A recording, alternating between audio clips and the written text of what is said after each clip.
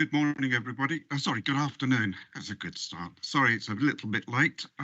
Last minute shenanigans. Welcome to today's meeting of the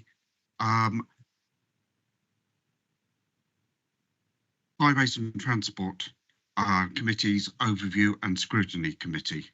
As usual, this meeting has been broadcast live to the public. For those of you who are not able to watch live, the webcast will be recorded and made available for viewing on the County Council website after the meeting. Today, we have received apologies from Paul Rodkin and Mr. Craig Smith. Mr. David Page is in attendance as a substitute for Mr. Smith, and Mr. MacDonald is here as a substitute for Mr. Rodkin. Before we begin, I please remind everybody to turn off the microphones when you're not speaking or are not invited to speak, and please remember to turn off your mobile phones. As this is the first meeting of the Council, it would be useful for members and officers to introduce themselves. So I'm going to kick myself off. I'm Bill Piper. I'm the County Councillor for Broughton Astley, and I'm currently the Chair-elect of this committee. I'm Akhil Saran, Democratic Services Officer. I'll be taking the minutes. Joanne Toomey, Democratic Services Manager. Barry Walker, County Councillor for Burbage Stretton. Gormalani, County Councillor for Hinkley de Montfort. Nick Holt, County Councillor for Enderby and Lubbockthorpe. John McDonald, County Councillor for South Wixton. Peter Morris, Loughborough North. Good afternoon, it's Pat Clark, Assistant Director for Highways and Transport Operations. Good afternoon, everyone. I'm Jonna Walker, Assistant Director for Highways and Transport on the Development and Growth side. Hello all, Anne Crothers, Director of Environment and Transport Department.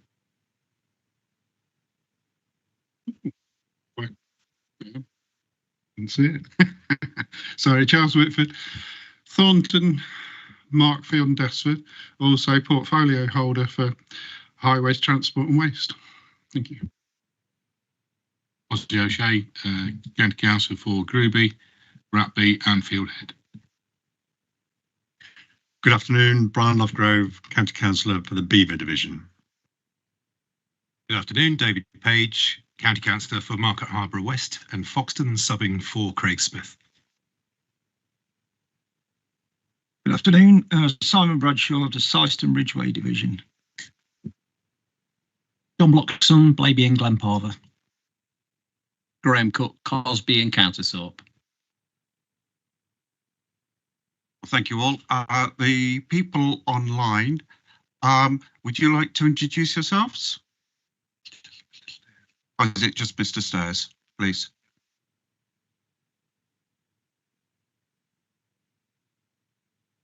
Hi, Chairman. Thank you. Yeah, I'm here to ask the question later. Thank you. Jolly good. You're more than welcome, Mr. Stairs. So the first item is to appoint the chairman. As I said in my introduction, I am the chair-elect. Is there any other nominations? So all those in favour? Don't need to, you've been appointed already. Oh, do I? Okay. Well, moving on to agenda item number 2, appointment of a vice chair. Any nominations for vice chair, please?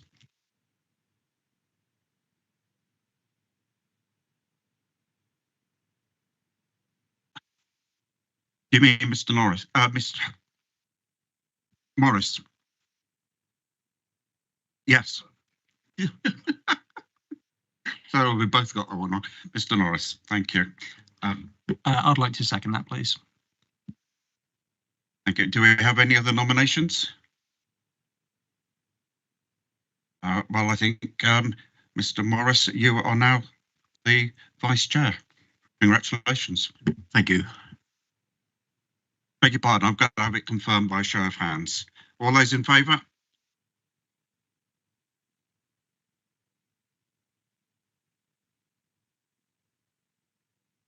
Any against? Well, that's confirmed that you have got it. Thank you, Mr. Morris. The next item is the minutes of the last meeting held on the 3rd of March. I move that as these have been taken, these will be taken as read, confirmed and signed. Is that agreed? Good. And does everybody agree the minutes? Anybody question them? Terrific. Those minutes are agreed. Right, now we come to question 4. This is a bit I always think sounds like a television programme. Question time.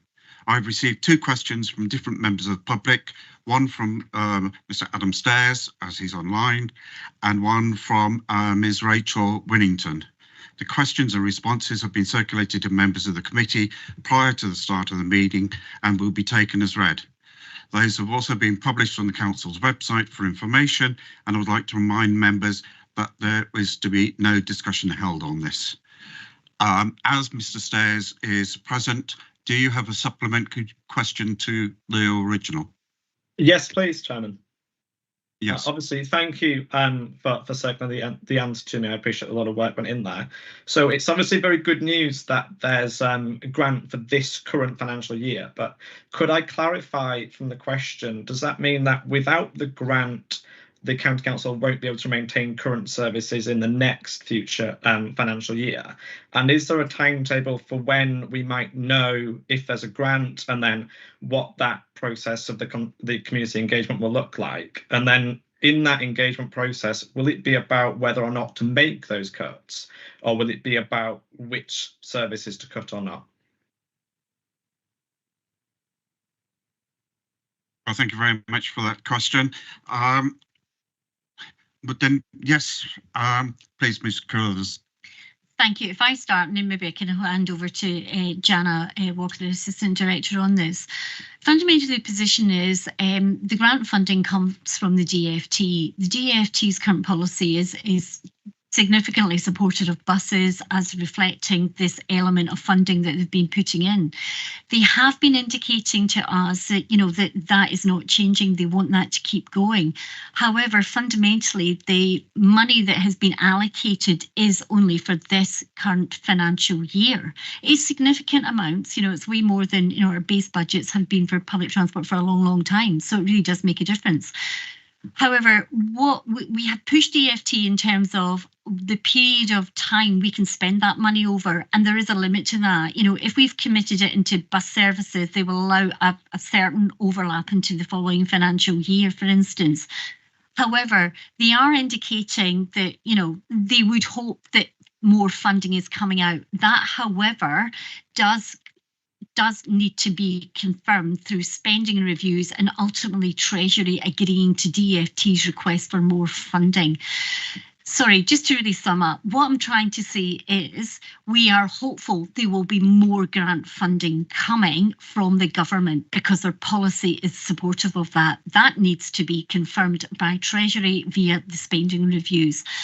The short answer to would services need to be cut if the grant funding doesn't continue is yes, they would. We would need to look at what we would need to bring back because we do not have that funding with our own in the council's own base budgets to be able to pick that up. Thank you. Thank you very much. Oh, yes, Ms. Moore. Apologies, Chair. If it's just helpful, I could probably just touch on the process by which that, in the sort of worst case scenario, that grant isn't renewed, would happen. And apologies if you're aware of this. So the County Council consults on its medium-term financial strategy every year. So at the point, I think your question was, are you talking about whether you cut bus services or which services and how you do that? And it's sort of a two-stage process. So the principle of that is set out every year when we consult on the medium-term financial strategy, the MTFS as a whole. Following that, then we would, depending on the outcome of that as a department, look at our budgets and then consult on changes that can be made to sort of comply with that decision around the MTFS. So there would be sort of opportunities to comment on both, but at the point that the department was dealing with it, looking at sort of reducing services, we'd be talking to communities about what their absolute priority needs are. And for those of us that have kind of been around the public transport funding cycle a couple of times, we've done that before, been out to communities and had to really focus on things like people without alternative means, perhaps to healthcare, to jobs, that type of thing. So we would do that, but there is a kind of two-stage process to that. As Anne said, though, we are hopeful that that policy continues. That's been a point that Anne has made very strongly at highest levels around consistency of funding and the need to plan. It actually takes quite a long time to procure a bus service. You want to be planning them for a long time. And so we should know, I think there should be sort of announcements around multi-year funding settlements this year. So we should then be able to be in a position to make a plan longer term. We'll keep you up to date. Those things will come through this committee and then Cabinet as well. So hopefully that's helpful. Thank you very much. Okay, thank you very much, ladies, and Mr. Stairs for asking the questions. Thank you. Thank you, Chair. Right. We've heard from Mrs. Winnington, or Ms. Winnington, and she has confirmed that she does not have a supplementary question. So item 5 is next is questions asked by members under Standing Order 7.3 and 7.5. As there were no such questions have been received. Under item agenda 6, we have no urgent items. Next, we have declarations of interest. Do any members have any interest they wish to declare? Can we use a microphone, please, Mr. McDonald? I'm a bus operator in Leicester and I do work back and forward for the council and I also MOT the trucks. Thank you very much, Mr. McDonald. Any other declarations of interest? Jolly good. Any declarations of party whip? Good. Number 9, I have not received any petitions. Number 10 is Home to School Transport Annual Report 2024 and 2025 and key priorities for 25 to 26.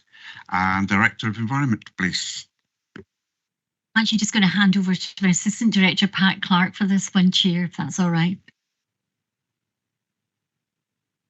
Thank you, Chair. Thank you, Anne. Good afternoon, members. The purpose of this report is to advise members on the performance and the delivery of School Transport Service 2004-2005. It's not my intention to read through the report. I'm sure you've had the opportunity to digest it. What I wanted to do is just bring some key points to your attention.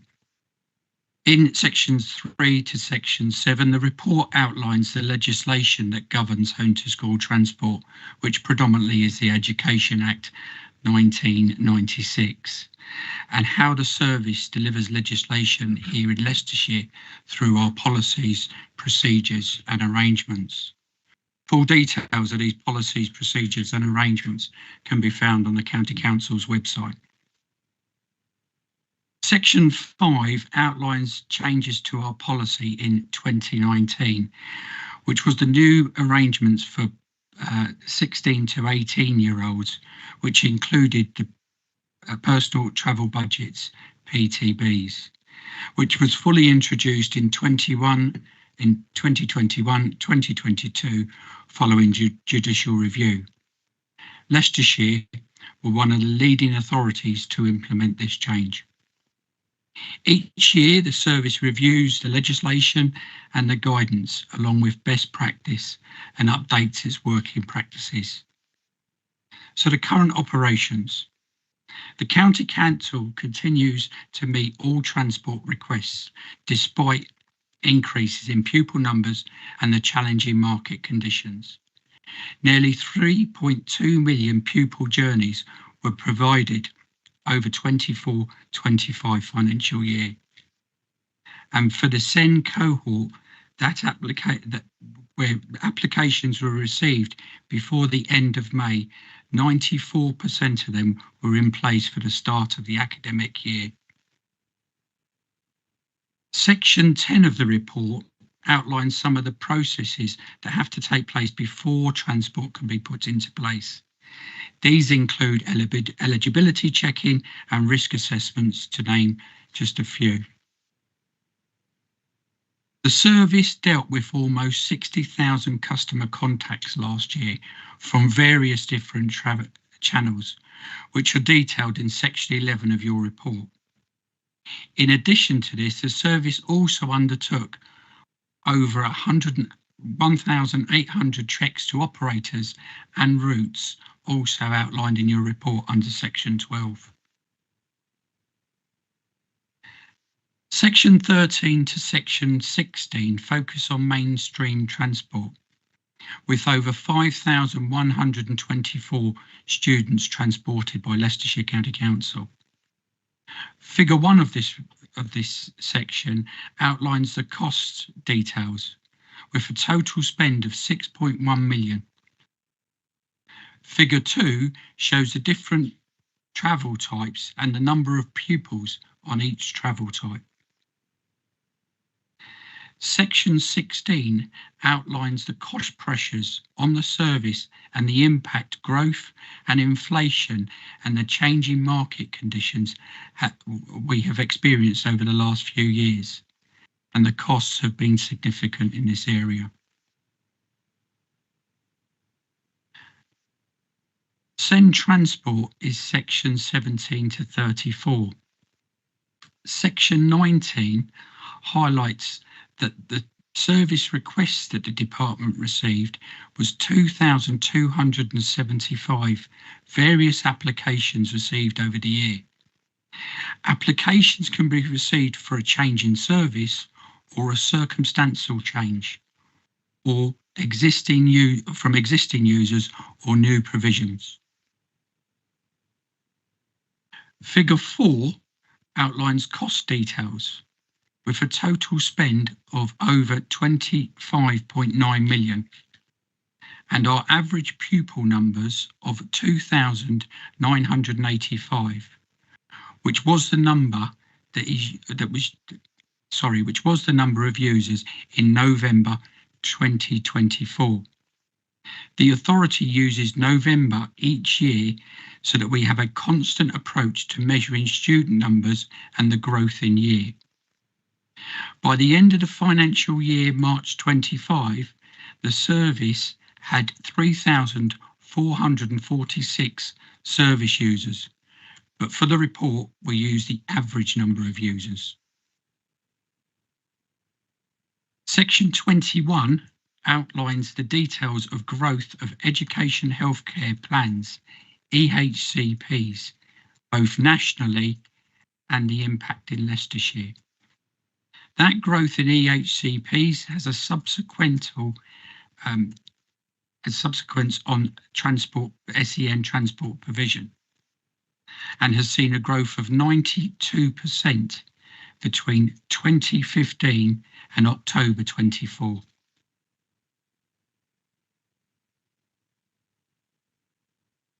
Figure 5 tracks the growth in SEN transport service users year on year. Section 22 to 27 outlines the growth estimates for our current financial year, along with some of the challenges to providing the service and the knock-on effects. Late applications have a significant effect on the service's ability to deliver efficient, effective solutions. Section 28 to 34 outlines some national recent years statistics and information around SEN transport. This report was commissioned by the County Council's network.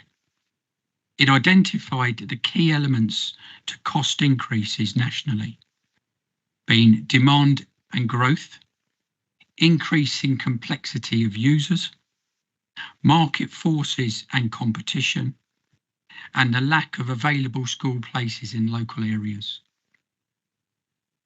Figure 6 indicates some of the national average costs along with the EHCP growth. Note that the national average cost for delivering SEN transport nationally in county councils was £9,750 per pupil 23-24.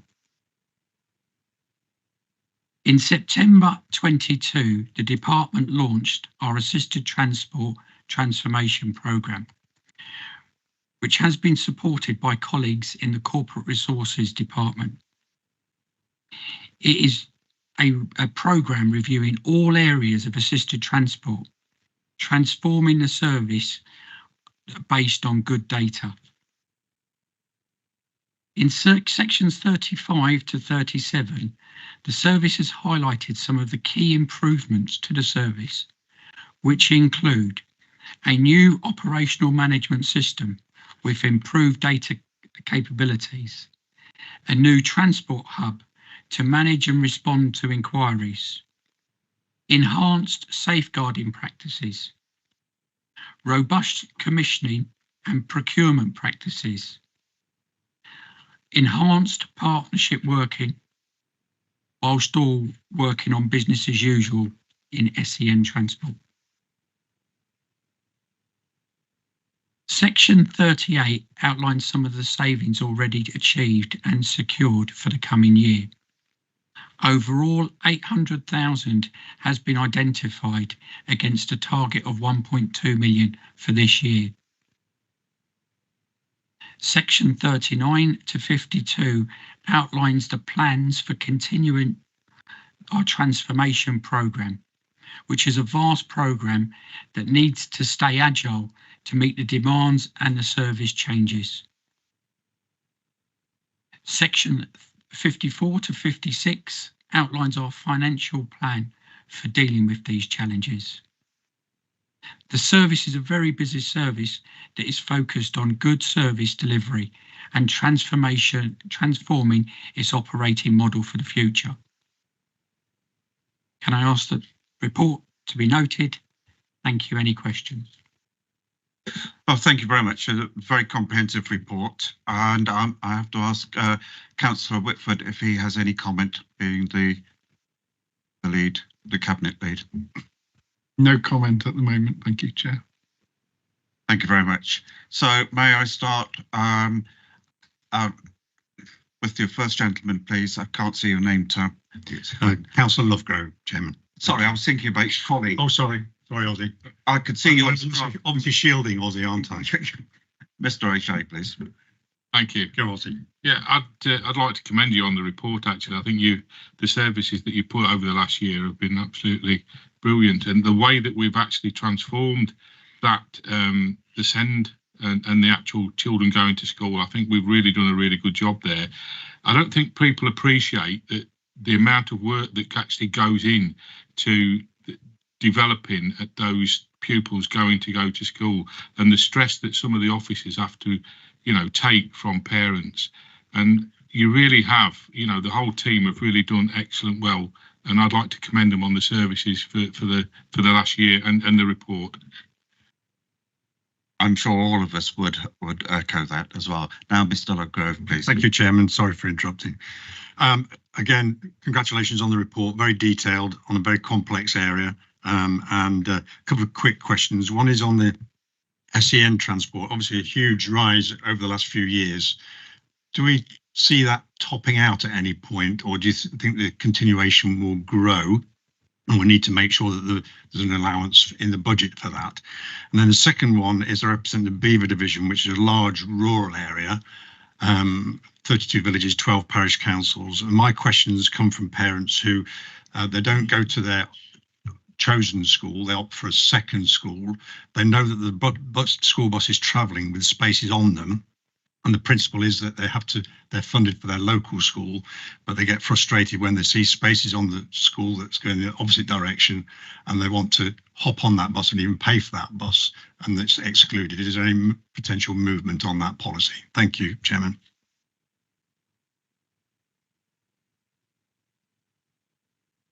Thank you. Thank you for your questions. So with regards to the SEN growth, we do work very, very closely with the children's team. We would like to say at some point we can see it topping out, but the reality to it, with the figures that are being presented at the moment, it doesn't look like it will happen in the near future. We have got growth built into our budgets. We do work on projections as far as that's concerned, but they're only as good as the information that we've got available to us. With growth in the county itself, it then has a knock-on effect in school places and obviously in school transport. So that's picking up on growth. With regards to the Beaver division, we are working very, very closely with Jana's team with regards to the new bus provisions and trying to work a way of getting commercial transport into some of those areas. With regards to, we tend to operate a commercial bus service. Where we operate a bus service that we've put on, we're not allowed at the moment to sell tickets on those services.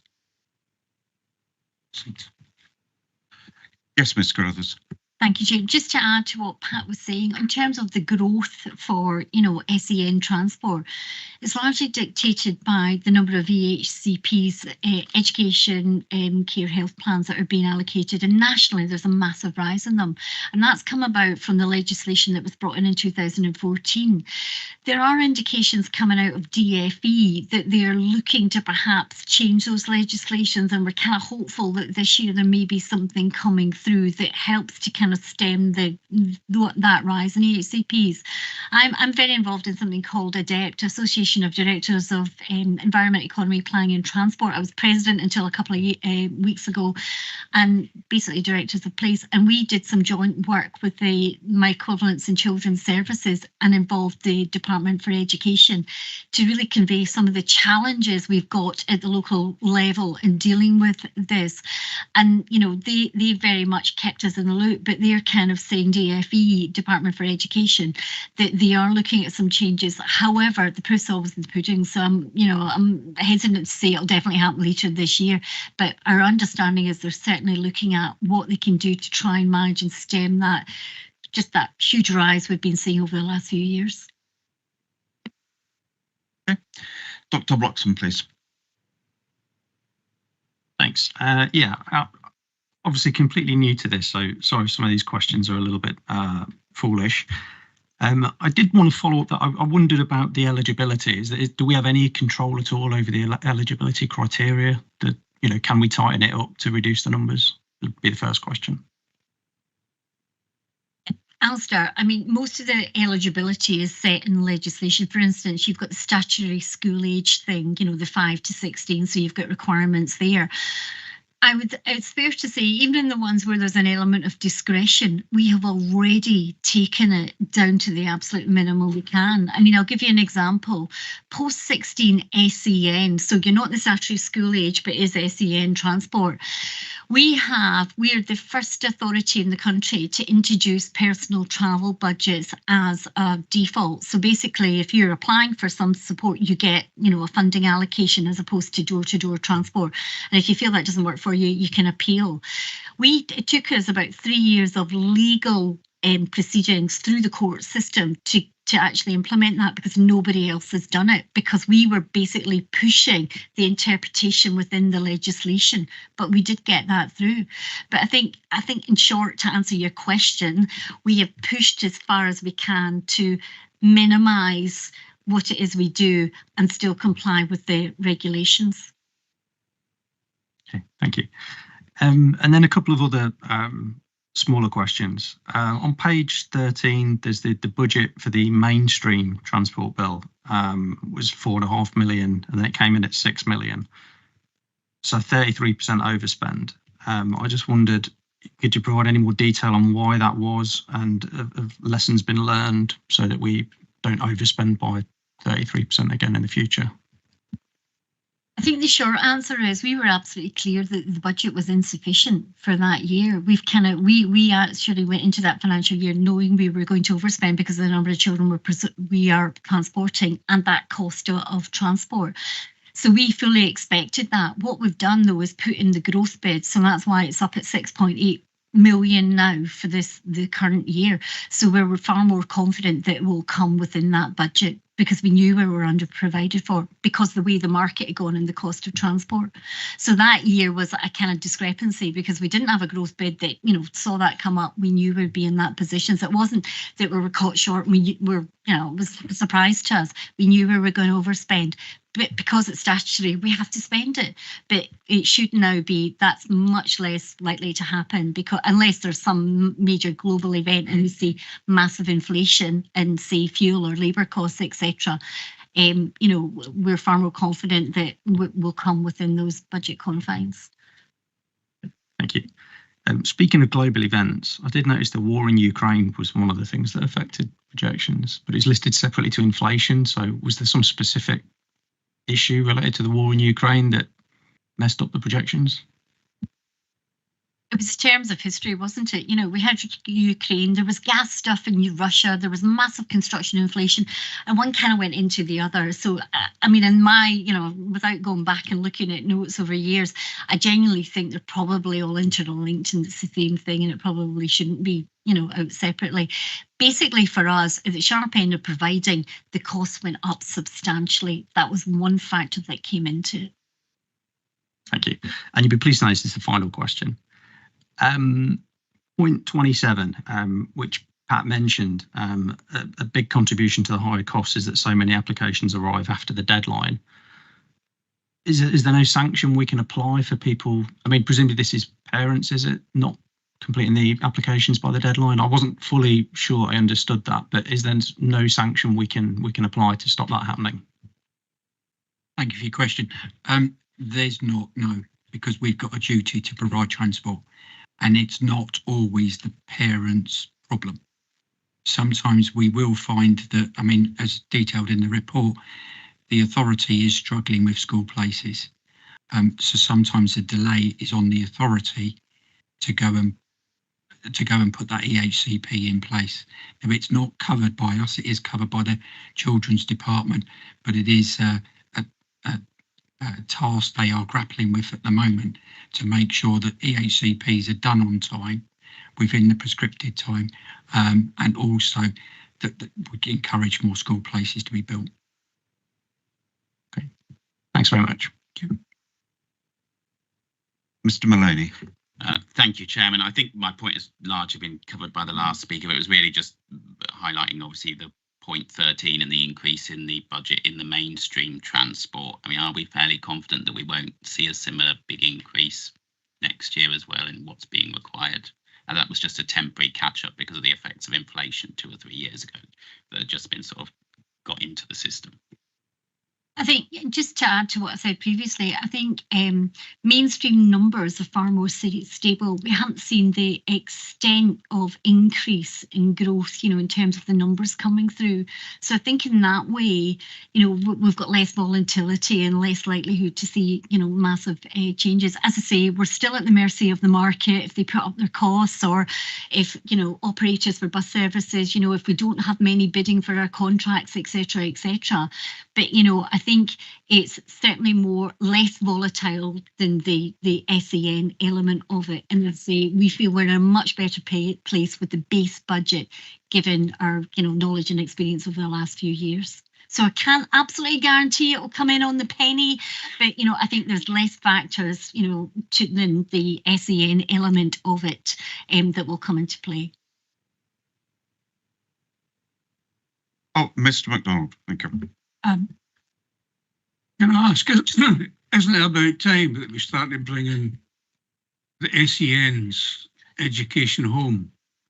So in other words, instead of travelling 20 miles or an hour and a half on a bus. I'm sorry, but Mr. Smith, you have an interest. I'm afraid you're not allowed to speak at the, because you have an interest in the transport of children. Yeah, if I can just come in, I understand from your declaration that you made at the beginning of the meeting that you have an interest in the item as a provider of home to school transport. I don't have the details. That's right. But yeah. I don't have any interest in SEN transport. And I don't have the details, so I'm not able to provide advice in the moment. But all I can give you a steer on is that if you were to have a disclosable pecuniary interest, which if you have contracts with the council around home to school transport, there is a risk that that will be a problem. So I would advise probably some caution on this particular occasion, and we can have a conversation outside the meeting if that's the case. I don't know the details of your contract, so my understanding is if you have an interest and it's a disclosable pecuniary interest because you have contracts with the council on home to school transport.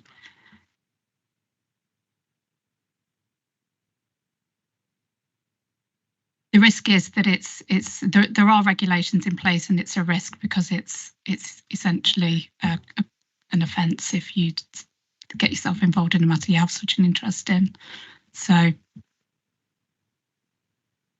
Okay, I'll take the blame for that. I should have thought of that before. But if I may say that if I think your question is what I think it is, one of the problems with SEN transport is the number of places and where they're placed. And sometimes SEN children have to travel some distance, and that's why their SEN transport would be more expensive. I believe, am I speaking correct? I'm looking at the offices and I'm getting...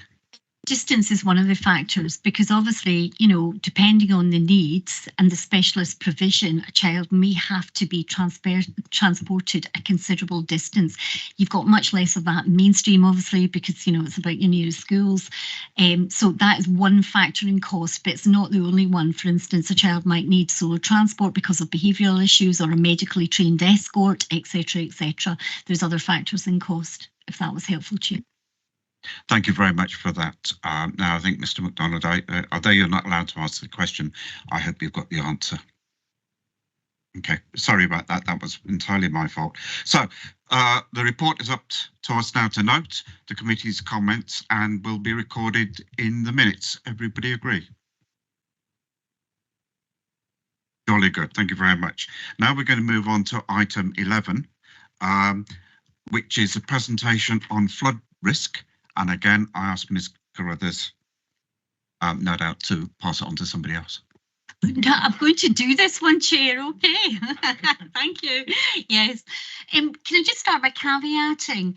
Flooding was the remit of this committee before, but, you know, as you're probably aware, the portfolios have changed, so it's proposed that flooding moves to the Environment Committee, but the Constitution needs to change first, so hence we're bringing this report to this committee at this time. I'm hoping members find it informative, because I'm sure you will get engaged at some point with your communities in flooding, so hopefully the information is useful for you. And the other caveat I give, one element of it is highway related flooding, highway drainage. We're responsible for that with our highways hat on, and the highway element of it, the drainage element, will stay with this committee just to keep you all on your toes. Okay, so I'm just hoping it'll be informative for you anyway. Okay, so I'm just going to cover our role in flooding, some of our partnership working, what we do to try and coordinate and manage and respond to some of the flooding that we have across the county, same as many other areas of the country are experiencing. So if we can have the first slide, please, because yep, no, we have. Okay, flooding arises from a number of different sources. It could be rivers, water courses, surface water, groundwater, etc. And they all tend to be interrelated. So that's why we do need to coordinate partnership action on it, because no one party is either responsible or is able to kind of deal and address where there is some kind of solution. A quick summary of who's responsible for what. Main rivers, so they tend to be the big rivers, and reservoirs is the Environment Agency. Ordinary water courses is the kind of smaller scale, you know, water courses you see out there. That's what we call riparian owners. And basically that means the private landowners. Okay, so there will be hundreds, if not thousands, across the county, who will have a role in maintaining water courses. We've got the sewers, that's a water company. So for us, it tends to be Severn Trent Water, some's Anglian, but mostly Severn Trent. We've got highway drainage. So that's us, is our highway authority hat, the county council. And then for canals, for instance, you've got the Canals and Rivers Trust. Our statutory role is the County Council. We are the lead local flood authority. Now, the name, unfortunately, I think, creates an expectation of what we can do and what we're able to do. But our actual duty is to coordinate what we call the flood risk management authorities. That's all those bodies I've just mentioned who have got a finger in the pie in flooding, be it the Environment Agency or be it Mr. Landowner over there. Etc. We have to coordinate those.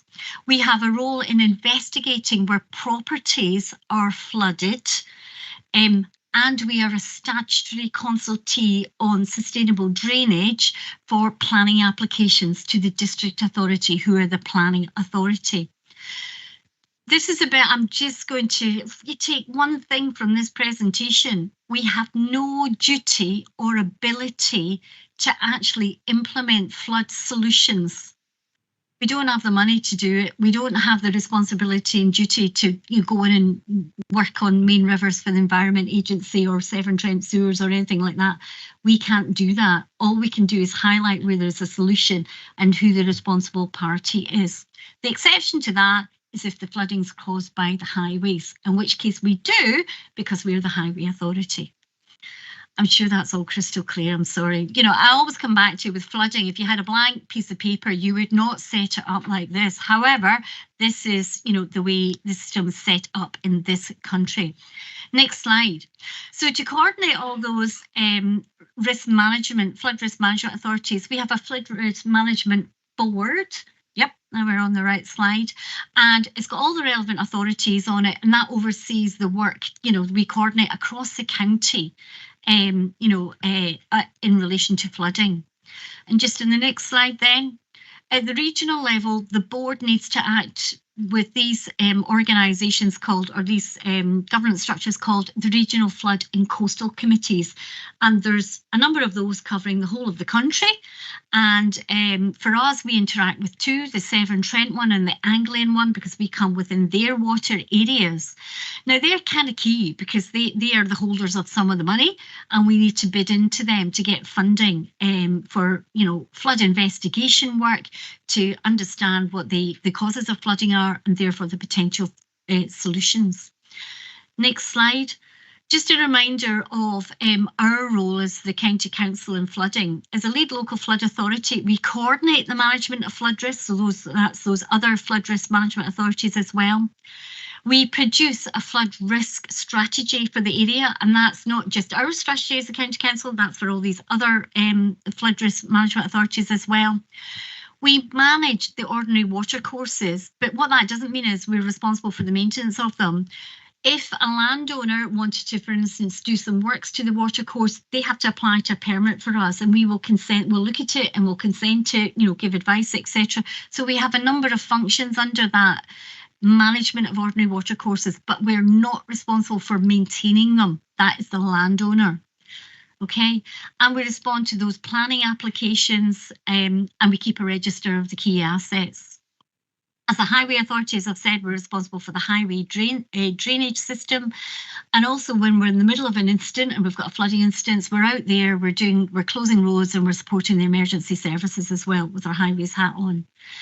And as you can see from this, we interface with the Leicestershire and Rutland Resilience Partnership, because they are key in coordinating any emergency response to a major incident. And this, it can be any type of incident, but in this instance, we're talking about flooding incidents.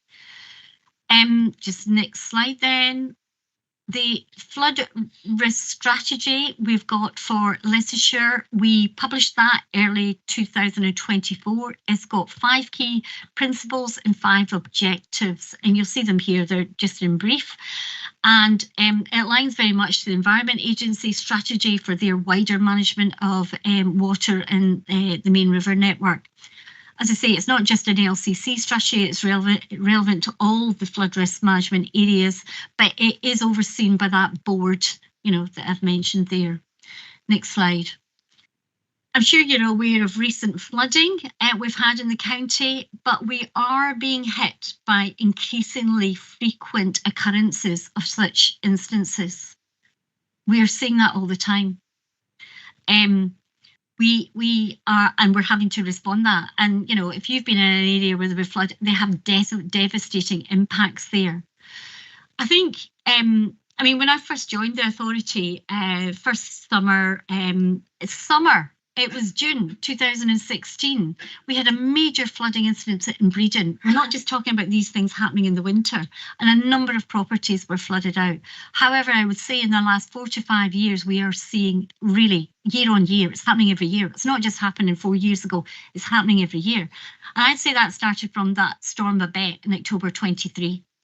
That was then followed by, that was October 23, Henk in 24, and I'm sure you all remember that. Particularly the Loughborough area was absolutely flooded out, but it wasn't the only area of the county, and you'll see the numbers up there. We then had significant rainfall into the autumn of 24, a number of events that happened there and some storms. And then that led into January this year, 6th of January, imprinted in my brain, might be in some of yours. And actually, while there was no named storm, we've had the worst flooding in, you know, living memory in Leicestershire, and certainly in terms of the number of properties that are flooded, hundreds and hundreds, 700 houses in the county, over 900 across the LLR area, etc. But, you know, it was the fact that that rain happened. It wasn't a massive storm. And in fact, there's something called the National Flood Recovery Framework, where there's really bad flooding, government opens funding help. They didn't open it in this instance because they said it wasn't bad enough, because it was worse for us, but nationally it wasn't bad enough. But part of the reason was it was so bad for us. We'd had so much rain in that autumn before. All that intensity of rain we got in January fell on really saturated ground. It didn't have the, you know, ability. The rivers were already high. The ground was already saturated. So it had a massive, massive impact. So we are seeing increasingly more severe weather events happening. Next slide, please. So what's our role when there's been flooding? Where there's a threshold met, we will undertake what's called a formal Section 19 investigation into the causes of that. That's our lead local flood authority role. So we'll get all the parties together, the relevant flood risk management agencies. We will talk to the communities. We'll go out and have drop-in events, etc. And we'll gather the information to do an investigation. Now, I want to kind of manage expectations on this. An investigation can take 1-2 years or more, because when we come into understanding water and flood is very, very complex. But when we get an understanding, it may need hydrological modelling, for instance, to try and then assess what a solution might be. So that takes an amount of time. We need to get agreement with all the relevant parties, Severn Trent, you know, Environment Agency, etc. And it can take an amount of time. Then we need to look at how we can bid for funding for any potential solution. What we're finding, however, and sorry, the other point I'll caveat again there is, we don't, even if we came up with a solution and said, oh, Severn Trent needs a pumping station in that area and that'll solve it, we have no ability to make them put that in the priority in their capital programme for their investment. It's up to them when they're going to do that. However, again, I'll just put out there isn't always a scheme that will solve flooding. It's just not physically. If it's groundwater flooding, surface flooding, it can happen at any time, anywhere. You can't build your way out of that. It's not affordable and it's not practical. So we're more and more having to try and get the message out there about communities and individuals being flood ready and looking at their own property resilience. What measures do you need to put on your own property to make you resilient in case this happens again? And I don't think we're in the day and age of being able to say, I'll never flood, it's never flooded here. We're now seeing areas flood that have never flooded to anybody's knowledge. So, you know, surface water flooding, etc. can happen anywhere. It's not coming from a river and I'm miles from a river, it won't affect me. We're kind of getting to that day and age. So, the other caveat, however, I would say is, you know, because I said we'll do formal investigations where we meet a threshold. We do, as a lead local flood authority, investigate all flooding.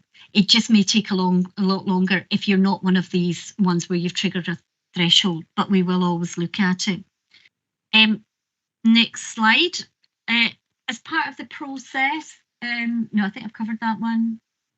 Yes, this one, thank you.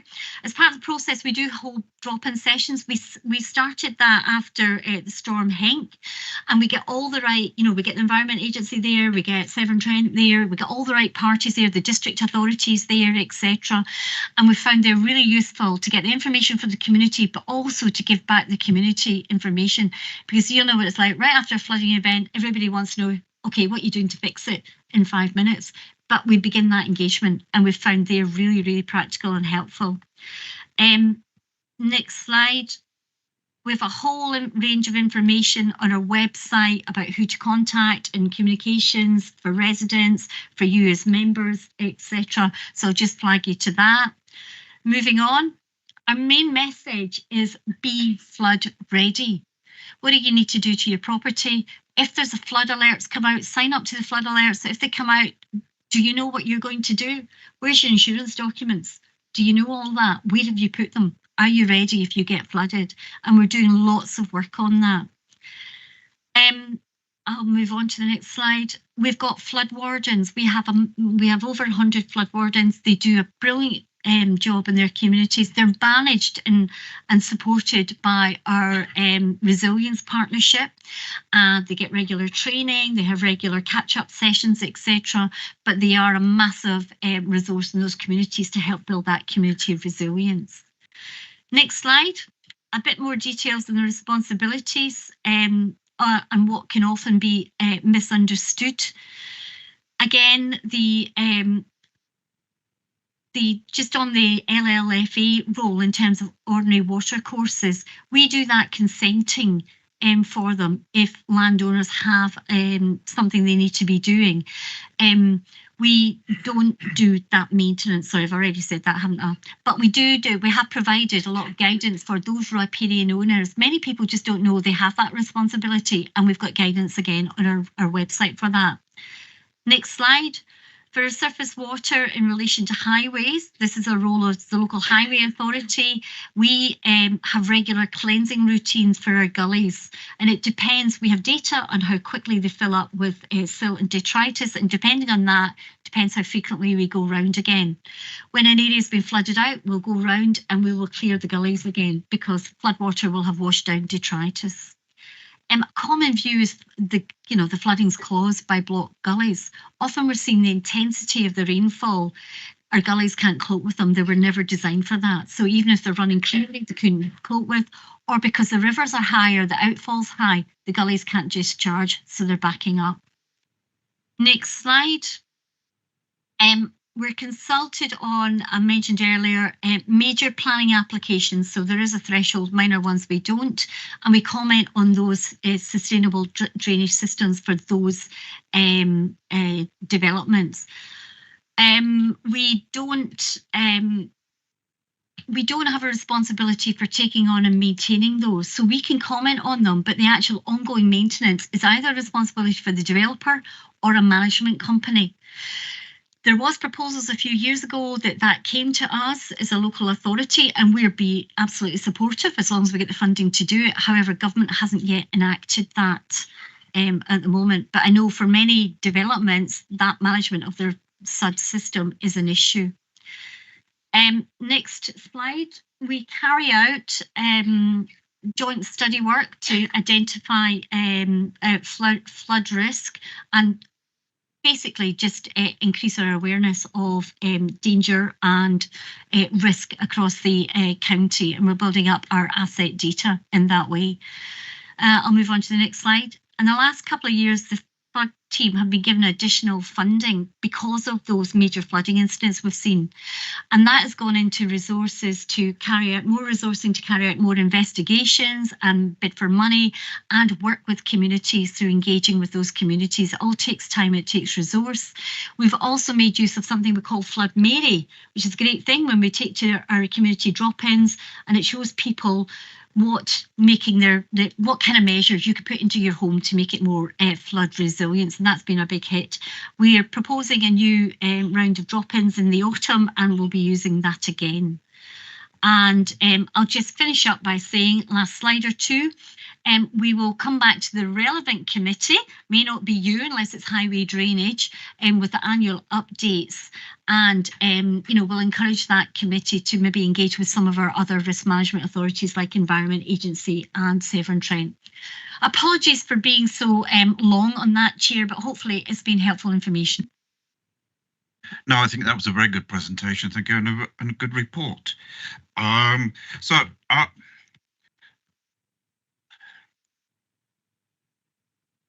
When you just suddenly forget somebody's name.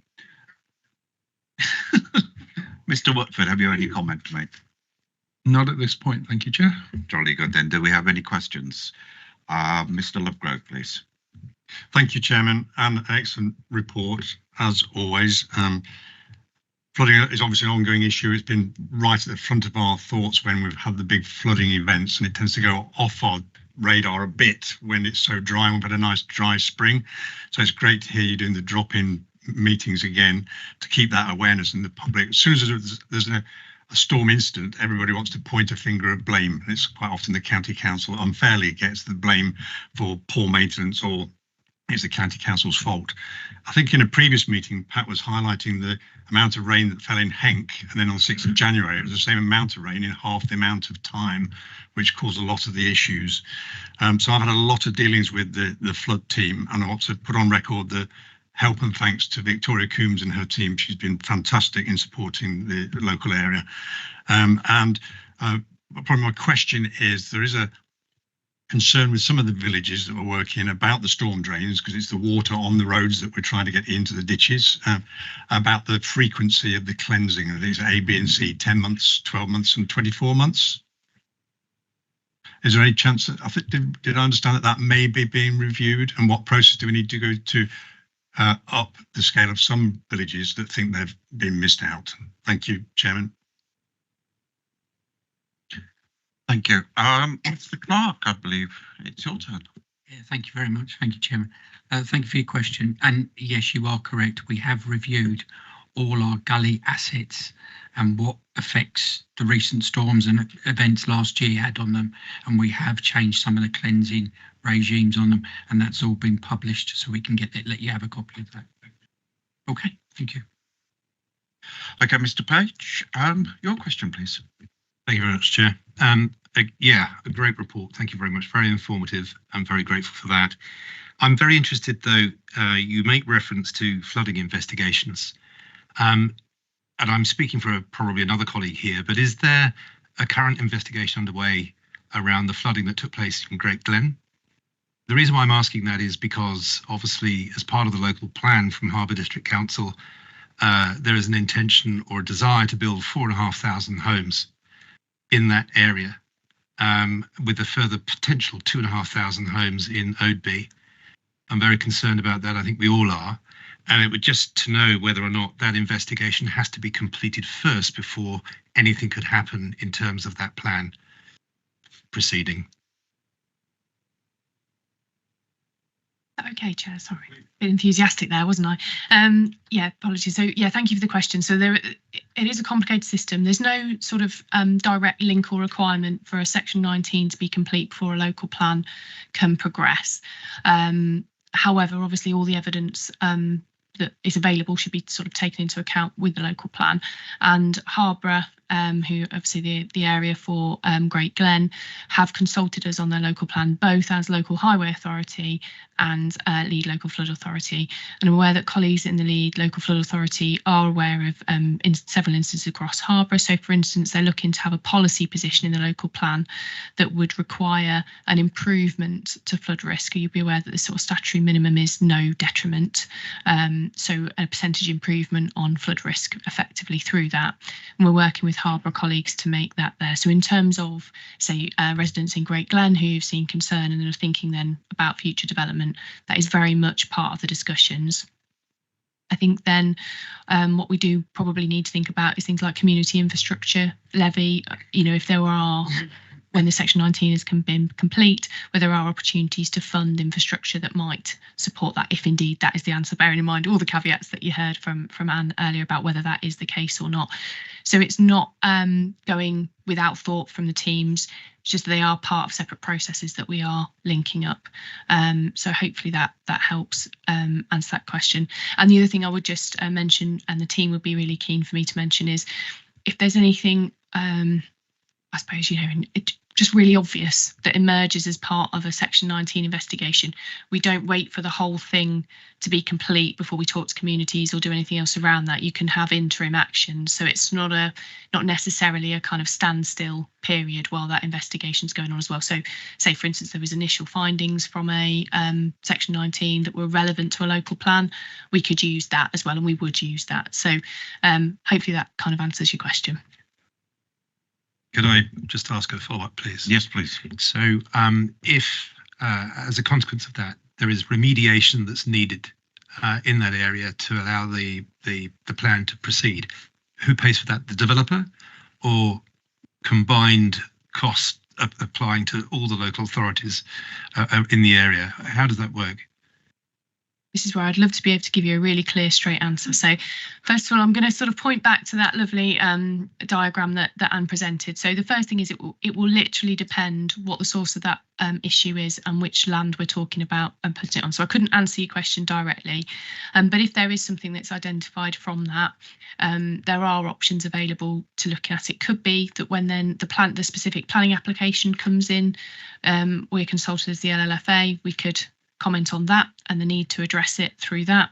It could be that a bid goes into the EA for projects, and some of those were mentioned in the slides that Anne presented.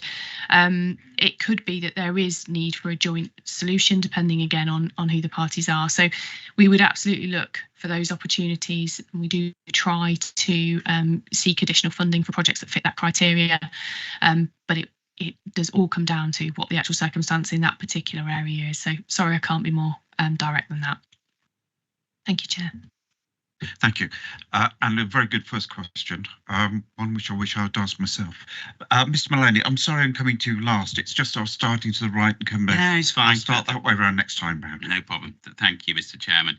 And appreciate this report. Obviously, it's a detailed report and presentation, and flooding is an issue of concern to many residents across Leicestershire.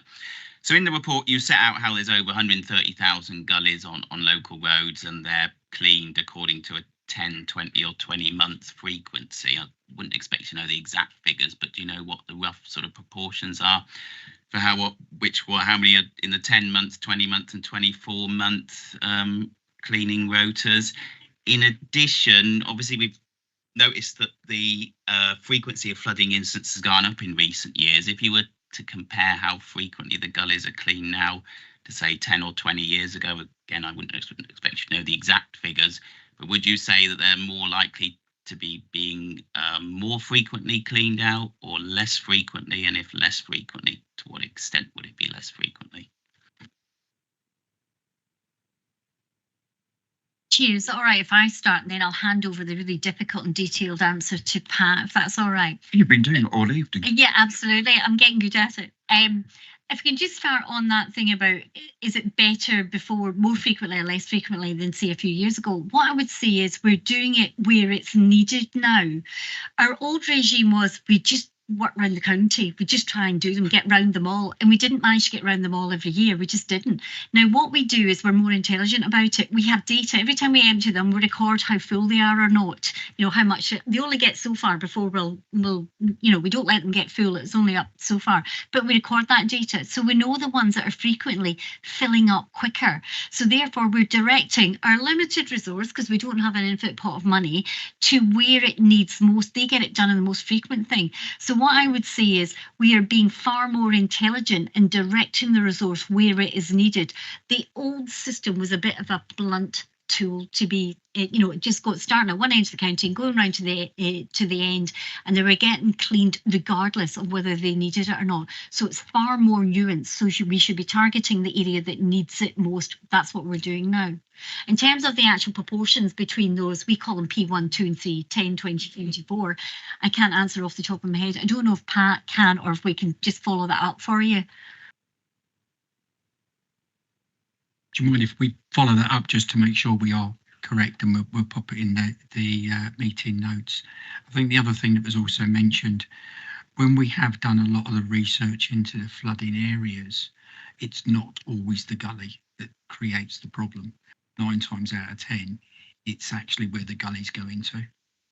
So the drainage system itself is overcapacity, or the water is coming down the drainage system and back up the gully.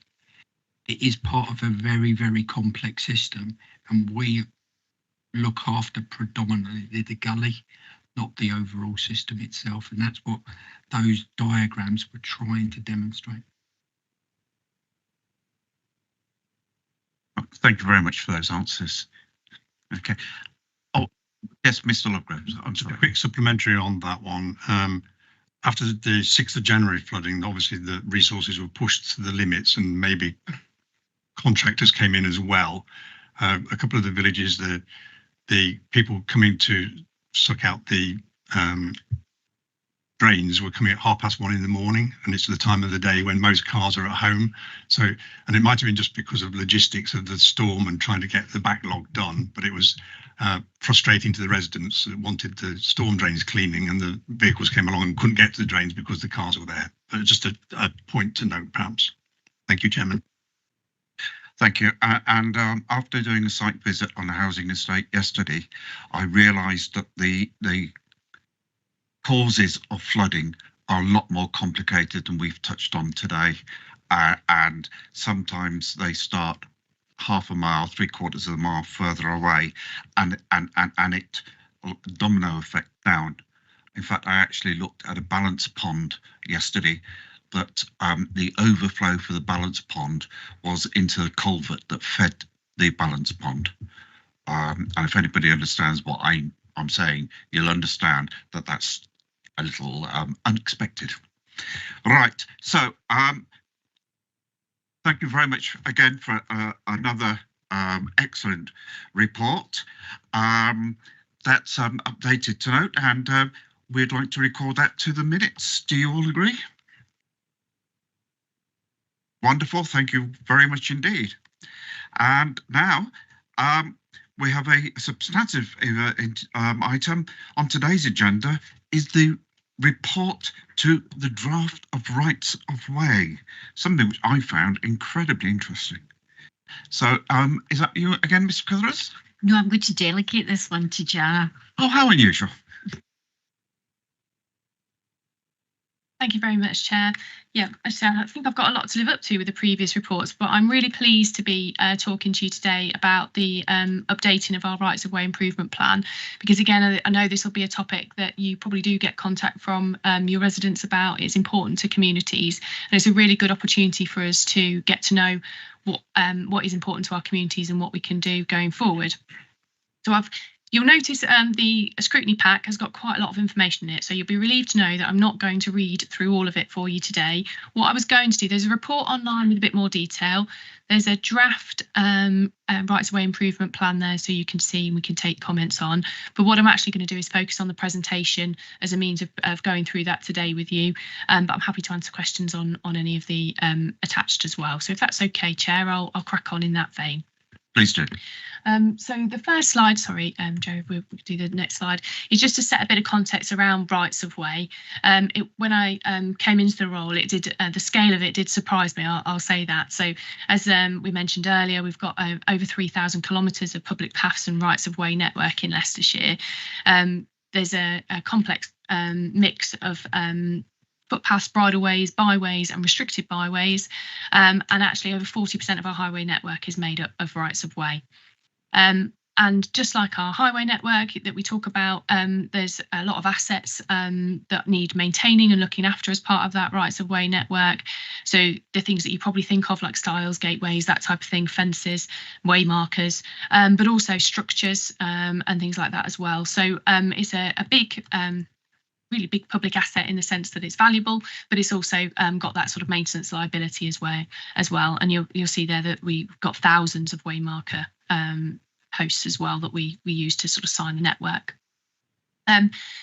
So I think it's just like everything else that we've talked about today. It's not something that necessarily just the Highway Authority do. There's a really sort of big partnership aspect to having a really good rights of way network, including planning authorities, landowners, charity and organisations, volunteers as well. And we do have some sort of volunteer involvement in our network as well. So we do have really quite a surprising number of duties in relation to public rights of way as the local highway authority. That's around keeping the network safe, having it accurately recorded. You may be aware there's quite a historic legal aspect around where rights of way are, how they are maintained and kept. So we maintain the rights of way, we make sure they're safe. We also respond to the planning process. Quite often new developments might require a diversion of a right of way or changes to the rights of way network. And we also hold the local access forum here at Leicestershire. We hold the definitive map, which is, as it's one of those things where the name's quite handy. It's sort of the definitive place you go to find out what the public record of rights of way is. We make sure that sites are accessible to the public as an access authority, and we've got a duty to enable and encourage use for people, for all the community out, and also to access green spaces and that kind of thing. So you'll notice, newer members of the committee, that we in Highways and Transport like to use a lot of acronyms, and you can call us out on it at any time.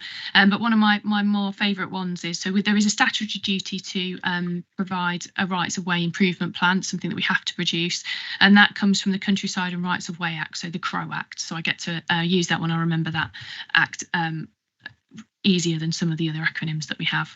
So just moving on to the next slide, sorry. There's what we've done here is just set out what we've done under the last plan.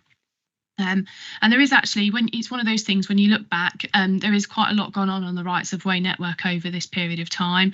So I mentioned structures. As you sort of come to this committee, you'll hear about the sort of cost of maintenance, keeping those up to date.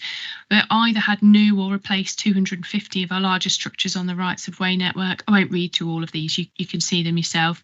But there are a number of activities that have gone on to keep the network clearly signed and accessible to people. And when we can, we are making improvements to sort of the accessible nature of the network itself. So perhaps replacing stiles with gates, things like that, so that more people are able to use them. So just moving on, I don't think it would be a scrutiny presentation if I didn't talk about some of the challenges that we have in maintaining our rights of way network and looking after it more generally. Certainly kind of preserving the rights of way network as a lot of housing growth and employment development comes forward, making sure that we're involved in that process. Talked about the maintenance quite a lot already. There's a big demand sort of caused by legislation change for making sure that the definitive map is up to date and that rights of way are recorded. We've got quite a lot of legal duties, as I've mentioned, and responding to those is quite resource intensive and also requires a lot of knowledge and qualifications from our team as well. It's not some aspects of it that everybody could just pick up. It requires us to train. And just one that's not there, but just for your information as well, it's another area of the department where perhaps we are struggling sort of for succession planning. We've not got as many people coming in at the early part of their careers into this area as we have perhaps those that are more thinking about retiring. And then, of course, we've got to bear in mind that one of the main sort of features of the rights of way network is to provide access to country spaces, not just country space, they provide access through urban areas as well, but really being part of a good environment for people to live in and maintaining that as well, as we've talked about the financial challenges. But there's plenty of opportunities as well, and these are set out there. We, as you know, as a council as a whole, we've got an interest in making sure that people are having active and healthy lives. A rights of way network is a really good big part of that. We want to make sure that we're sort of making the most of the network and providing value for money in the way that we manage it. We want people to be able to access green space. communities to feel like they have a sense of place and be able to go contribute to those sort of place, environment, biodiversity kind of issues.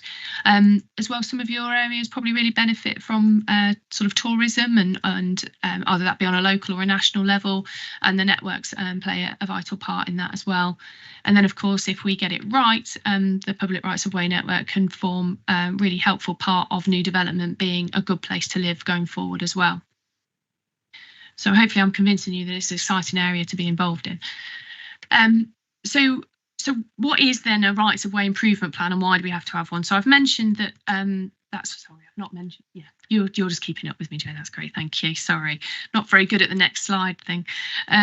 So we have to produce a rights of way improvement plan that's driven by legislation, and as kind of a minimum, the rights of way improvement plan, we have to kind of consider to what extent our rights of way are meeting the needs of the public, hopefully by talking to them and getting that information, and also what action the authority is going to take to manage local rights of way over the next 10 years or so. And also within that, with a specific focus on what opportunities they provide for exercise and other forms of recreation. So we've actually sort of tried to break that consultation down in 2 stages. Again, some of you will know that perhaps when we go out with a formal consultation from the county council, we don't get as representative views back as we would like, and so we've tried to mix up the way we do that to make sure that more people are able to feed into to what we're doing here. So we've done a pre-consultation engagement, we've called it. It's catchy name, but it's a way of kind of having informal conversation with a lot of stakeholders to make sure that even the draft plan we put out represents a lot of what we've had, rather than sort of just think that we know what we're doing, sending that out and then having comments. So the public have already commented through a survey, which I'll talk to you about in a little minute. We have an access forum. We've done walking and wheeling forums. We've used district and parish council feedback, groups like you may have heard of, like the Ramblers Association, to kind of sort of start us off. And we actually had over 1,240 responses, it says up there, were received. That's quite high for a engagement exercise that we do. And I think part of that as well was we used a map-based tool that people could click on their own local areas, so it meant something to them. It felt like it was real, and again we'll hopefully use that more in highways and transport as we go forward. And we had a public forum here at County Hall as well. So just moving on to the survey results, we've summarised them there for you. Again, I won't read them all out to you, but what we were interested in is understanding what the sort of barriers are to people using the rights of way network. People said, and you probably hear this yourselves on your own patches, around maintenance and cleanliness.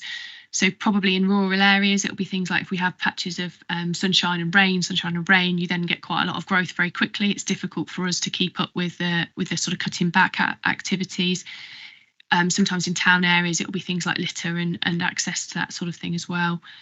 Physical access, and also kind of lack of signage, or in talking to people, sometimes it's more about confidence of signage. You know, am I supposed to be here? Am I allowed to use this right of way as well? And then we've also got some good feedback there set out on what would help us get people to use rights of way more often. From a really selfish point of view, if rights of way networks or walks are used really frequently, they kind of within terms of vegetation and things, they help keep them back. So, you know, if you want to have a quick walk around for me after this, that would be brilliant. But moving forward, then we want to take that feedback on board, and I think the key things we took out from that is that people agree that where rights of way parts of the network are more heavily used, we should invest more in those. They want to see us make the most of development opportunities, and they want greenways networks introduced, sort of linking more rural villages and towns as well. So you'll see attached as Appendix A, I think it's Appendix A, there is the draft ROIP itself. There's quite a few pages to that, and I'm going to invite comments from this committee, obviously, that will be taken forward to Cabinet when we propose the final draft, but also you're welcome to respond to the consultation as well, either as yourself or collectively. So the ROIP, we call it the ROIP, so that is the Rights of Way Improvement Plan, will manage the period sort of now to 2035. when you first think about that, it seems like a really long time, but I suppose a number of us now can think back and think it goes quickly, doesn't it? And we need to get those action plans in place. So we've set out within there, what the council does, how important other members of the community and partnerships are to us. And I think really the thing that everyone will be sort of looking for out of that then is, what are we going to do about it? What are we going to do with that feedback? So just on to the next slide. Sorry, another couple of slides. I've just talked through that one, and then the timeframes are on the next one. So this is where we've done the pre-consultation work's already been done. We've launched a 12-week consultation, which is in progress now. Us coming to you today is part of that consultation. And then if all being well, and we're able to kind of take on board the feedback we get and incorporate that into the final version or final draft version of the ROIP and also the action plan, we'd be looking to present that to Cabinet in October 2025. And then, sorry, I should then say what that would mean is we'd have a clear action plan that then would inform things like the MTFS I spoke about earlier, so the medium-term financial strategy would take account of the actions we'd identified, and we'd make sure that we've got the funding to deliver the actions that we've said. And you may find that the action plan also then has more, we have to acknowledge that some things are more aspirational. So we want to do these things, but we would have to find some funding, that type of thing as well. So I think we've said here that we've been successfully managing and recording the rights of way network. I'm sure you will have comments from your communities that some things are brilliant. I'm sure you'll have others where they want us to do more. But there's definitely a lot of knowledge and investment in the rights of way network here at Leicestershire, and we want to continue that through with the development of the new plan. We do recognise it as a significant asset, and we do really value the engagement from stakeholders in the community in developing this plan. So really, it's just for me to hand back to you, take on board any of your comments as part of our consultation, and I'm happy to answer any questions, Chair.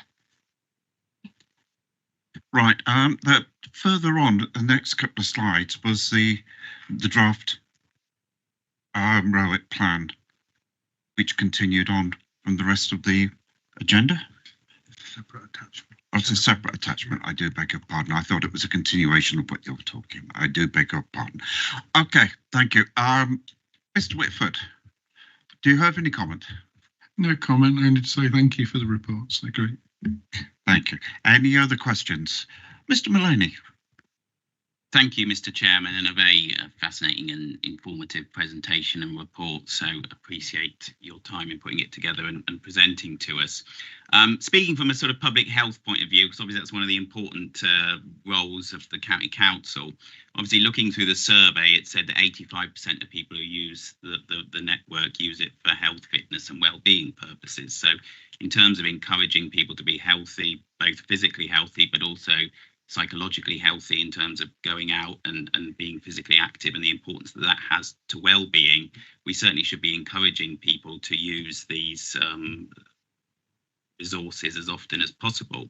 And obviously looking through the barriers issue, it does say that 51% is the maintenance and cleanliness is an issue, which is a barrier for just over half of people to use these rights of way. And certainly from my own experience as a local member, it is an issue where people do contact me about the state of some of these in terms of being overgrown and difficult for them to access. So in terms of being able to sort of measure how we make more of the network accessible, I mean, is there plans where we can sort of have sort of data points where we can look at it and say, actually now, yes, it is more accessible.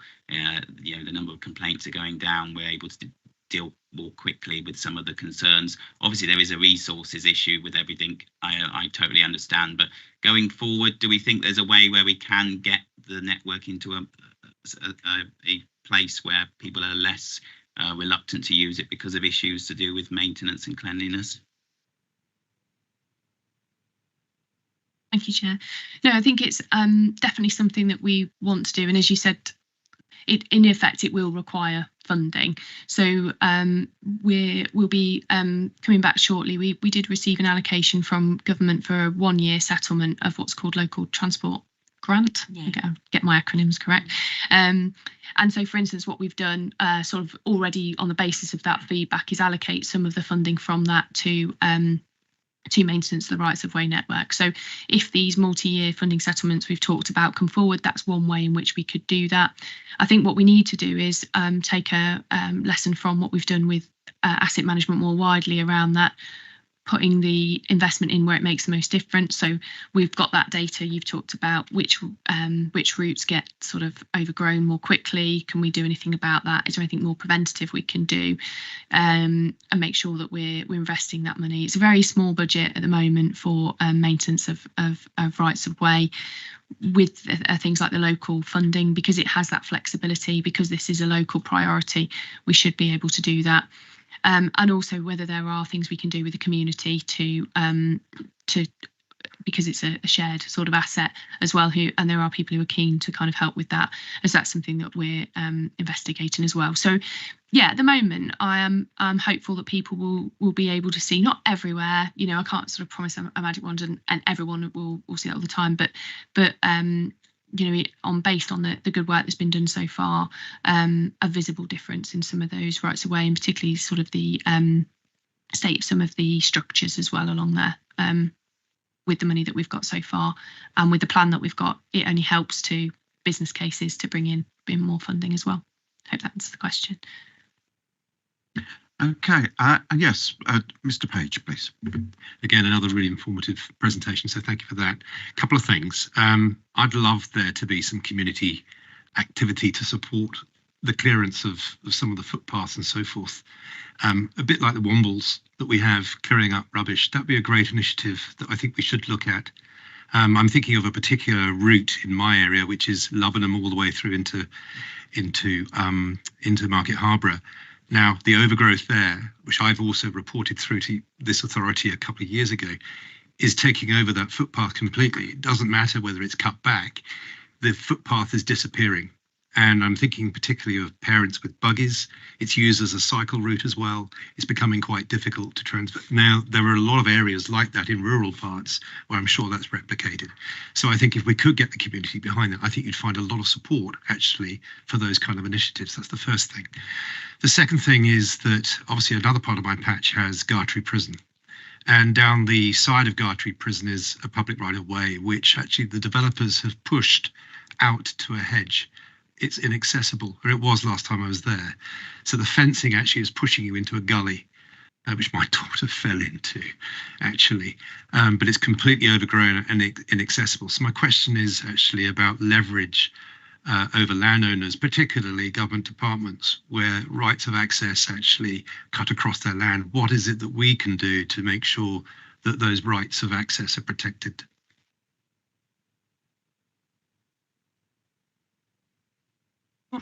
Sorry, yes, please do. Yes. Yeah, so I'd perhaps take the details off you sort of outside of the meeting, but yeah, there's a couple of avenues open to us there. One could be, it could be a planning enforcement matter. So we would work with the district council to have a look at that. The other thing is it could be part of our site inspections for permits and things that have been granted for work in the highway. So as we've said, there's quite a lot of legal protection over rights of way. You can't just close one off, so or you know, in practice close it off. So that might be something either our teams or the district can pick up, but I will collect the details from you after this and we can have a look at it for you.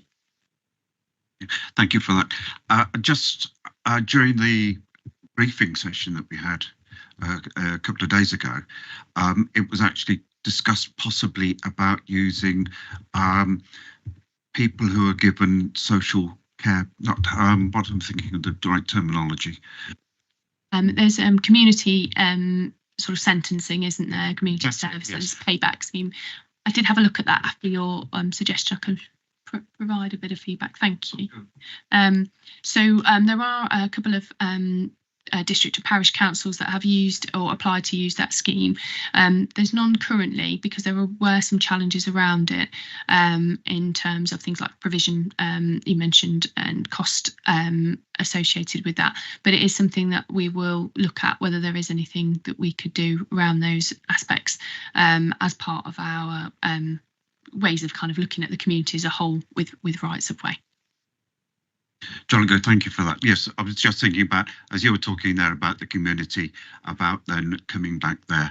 I think the next question is coming from Mr. Cook. Thank you, Chair. Just a couple of things I'd like to mention. I'm all for community. The trouble is, if we start with grass verges, for instance, which I'm sure we all get complaints about, the trouble is when the county council are scheduled out, the guy in the van goes out with his mower to mow grass, and the residents have adopted it because, you know, they want to see that looking nice, and we're getting emails saying they've not been done. I see that as, if it was me, I'd be still mowing it even though they've done it, because the argument is when they don't do it, who's expected to do it? Now, the thing with litter picking, the wombles, as you said, they go out and do a great job. But there's a pot of money there going to the parish council, and if the county council are not doing that litter picking and the wombles are doing it, what happens with that money? Now, coming back to the edges, you're faced with, I'm sure, of when to cut them, when not to cut them. You can't do right if you're doing wrong. You've got wildlife to consider. I understand there's an health and safety issue, as the gentleman mentioned there at Gartery, but it's a complex situation. In my experience, you can't do right if you're doing wrong. But my concerns are, if we do allow public to get involved, which is a fantastic thing, there's got to be that money there that's been given to the parish councils. What happens to that money if they're sat around the back of the building in the van while the wombles are out there picking the litter up? I know it's a blunt question, but that's how I see it. Thank you. And who would like that one? Don't fight over it. Sorry, I think I was just going to say, in terms of a litter, and that's maybe what Anne was going to say, that's not a duty that we have. So there's not money from us going in as a district function. Did you want to? No, you go. Sorry, I don't want to step on your toes. But I think what we would. So basically, I think you're absolutely right in terms of the complexity of doing it, because I think it's something quite, people think, oh, that'd be a really easy solution. We should just do that. And you're right, some communities don't have sort of equality of resources, so you'd have different services in different areas.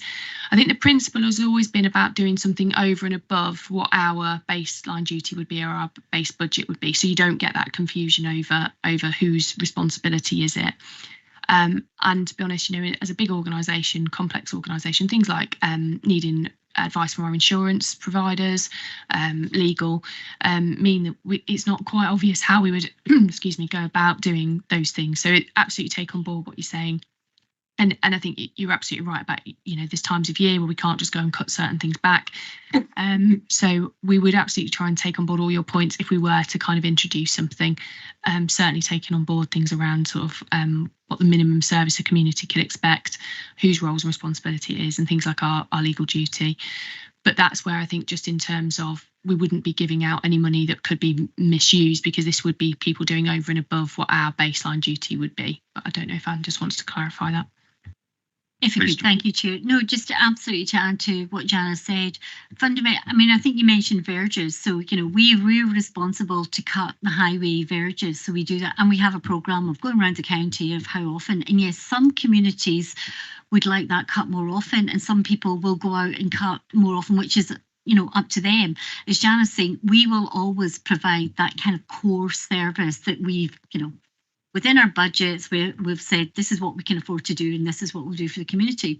There'll be other communities, as I mentioned earlier in part of an earlier briefing, who want to keep some of their verges as wildlife verges. Some want to do that, and we'll agree with them to do that, so we won't cut it. When it comes to the Rights of Way network, exactly as Jana's saying, it will be over and above. If we can get community involvement to, do some maintenance, that's great, but it will be over and above what we're able to do as our core thing. And, we can't expect it everywhere because, as different communities have got different ability to put in their own, wants and desires about what's their priorities, to put in their own resourcing. So the bottom line is we will try and always maintain a core service. Some communities will be able to to and want to put in a bit more, and which they can. Where we have to be careful, and what was when we've done a bit of work into looking at, you're saying community service work and using that resource, where the kind of parish and town councils have used that before and found it difficult is the insurance things, because there's always health and safety and a liability.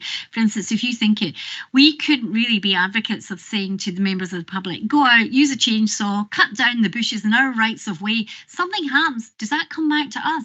We have to have that all that clear at the outset to know what we can enable and encourage and what we'd not be willing to have, because we don't want to put any liability onto individuals for their safety, you know, in terms of their health and safety, if we're asking them to do something that, you know, may put them in a difficult position and they could be injured, etc. So we have to have all that clear beforehand to what we would enable, what we would allow and encourage communities to do if they so wanted, that is done, that, you know, nobody's in a difficult health and safety or insurance kind of position.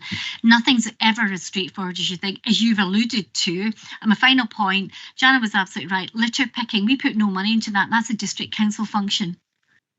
So, you know, we're not saving anything by Wombles going out. They do a fantastic job, absolutely. But for the county council's perspective, we have no money into that. That's a district council function. Yeah, I think actually Mr. Cook did suggest that it was a district council money when he was mentioning the question. Yeah. Was that what you were going to say? Yeah, thank you. Yeah, and there's a reason why you have £10 million insurance when you are representing the councils. It just takes one small bit of equipment to be left on site. We have dog walkers, dogs that are not on leads. Public, you're quite right. I understand where you're coming from. I'm just putting a professional view on where you're coming from, as I'm a contractor for that sort of work.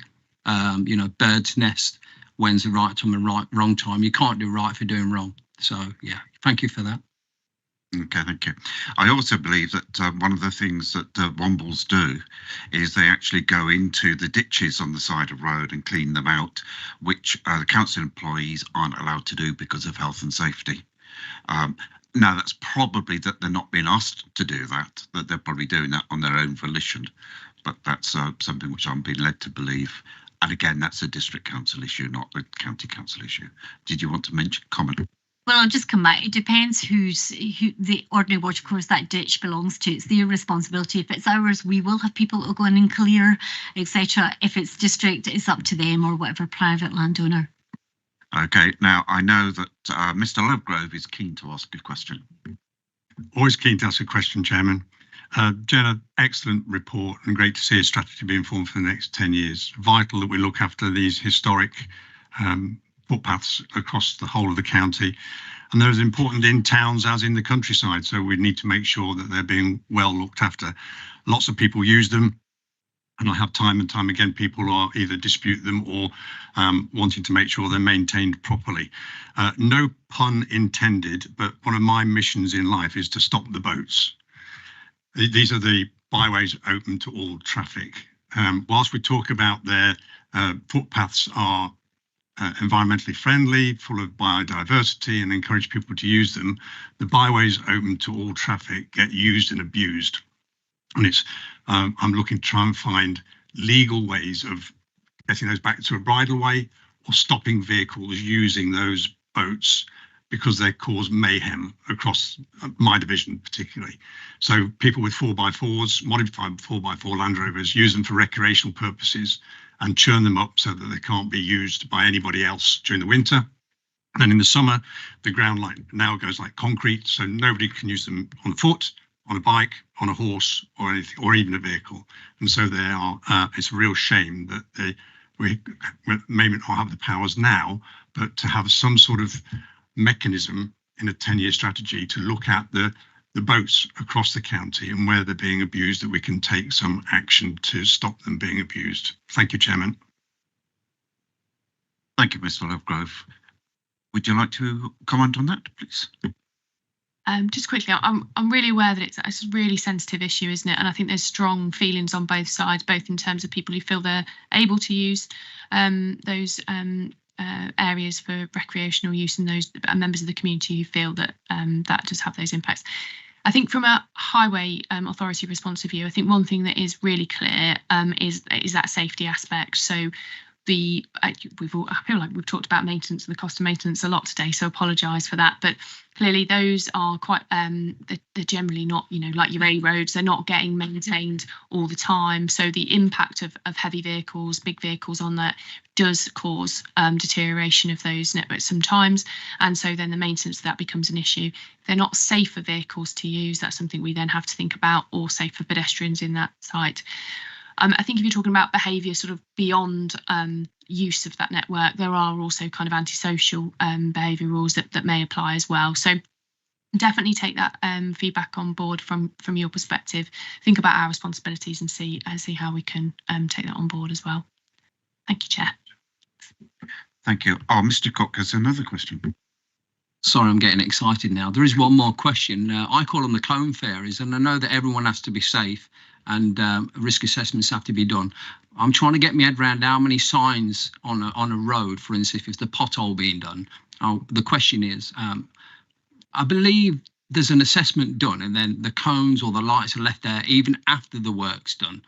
I mean, I've gone up where I live and there's signs there 2 months later saying mud on road and it's been dry.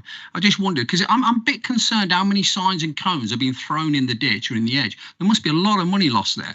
And I think that's all to do with somebody sat down and said, well, we need to leave them there even after the job's been done. I know it's a common sense question, but there's a lot of signs and cones all over the place that have just been taken from that area. The work's been done 2 weeks ago. Thank you. I was going to say, Mr. Clark, I think that's one for you. Thank you for that. Yes, we are aware that cones do end up in hedgerows and in places that we don't expect them to be. And what I would advise is if you do see that, please report it to us. Now, all cones and barriers and signs are put out on the highway in conjunction with Chapter 8. And that is a legislated document that we've got to, and all the contractors on the highway have got to comply with. Now, they sometimes, certainly, when you're looking at some of the utilities, will leave cones out while concrete is curing or material is curing, or whilst they get a contractor out to take up the traffic management, because it's a different discipline to put out. In certain disciplines, or certain organisations, it's a different discipline that will put out the traffic management that will do the work. What I would ask is if you do say anything like that, just report it to us and we will make sure whoever the works promoter is, be it ourselves, any other utility or a parish council, we will ask them to go and collect those cones. We can, for utilities, actually fine them for doing so if they've left them out on the road. I'm sorry for the criticism here, but it's a case of A, B, C. The reason I got where I am today is because I took A, B and C out of the equation, A blaming C and C blaming A. All disrespect, no disrespect to what you've just said there, but the cone management, I call them the cone fairies, if they're not informed, or it's easy to blame someone else. And what I'm trying to say is, back in the good old days when roadworks were done, that person done the roadworks might have put the cones out. It's all right me reporting all these cones and signs to you, but surely if the person that were doing the job, you just seen too many A, Bs and Cs involved in the one job, if that makes sense. Sorry, mate. Thank you. Please do. I mean, I absolutely understand and agree with what you're saying, but the reality is, one, all the works are not ours. So the person who's responsible for the works, be it Severn Trent, be it a developer, whoever, they're responsible for their signing. Now, the reality, the way the industry has gone, is often somebody like Severn Trent, who have billions in a programme of maintenance, etc., they have different contractors who do traffic management. And don't get me wrong, because it frustrates us because they'll get their traffic management people out and then nothing will happen on site for half a day. That's, till their people who come in, their contractor comes in who digs up the road. They'll come in, then they'll go. Then they'll have to wait. Sorry, I'm on one now. Then we'll have to wait for the specialist to come in to fix the water main. They'll fix it, take however many days it takes them to fix it. Then they'll go away. Then they'll wait for Severn Trent's contractor to reinstate. And then they'll wait for the traffic management. We have no control how Severn Trent operates. And that's the way they operate. Sorry, I picked on them. I shouldn't pick on them. Other utility providers and developers are available. But that's the way the industry has gone. We, as a highway authority, cannot control that. What we can do is chase them up to make sure they are doing their function, i.e. take back in all their cones and their signs when the work's finished and continue to press them for as concise and condensed a period that they need to do their works. That's our role. Great response. I'm so glad to see you get frustrated, Oh, because yes, that is exactly how people see it. You know, they're paying into the system and they see that and they're going to moan about it, quite rightly so. But thank you for that response, and it's refreshing to see you're as frustrated as the public are. Thank you. Great. I think you two are going to get on well together. Is there any other questions? Great. Well, that's the report. The committee's comments will be considered as part of the consultation and passed to Cabinet.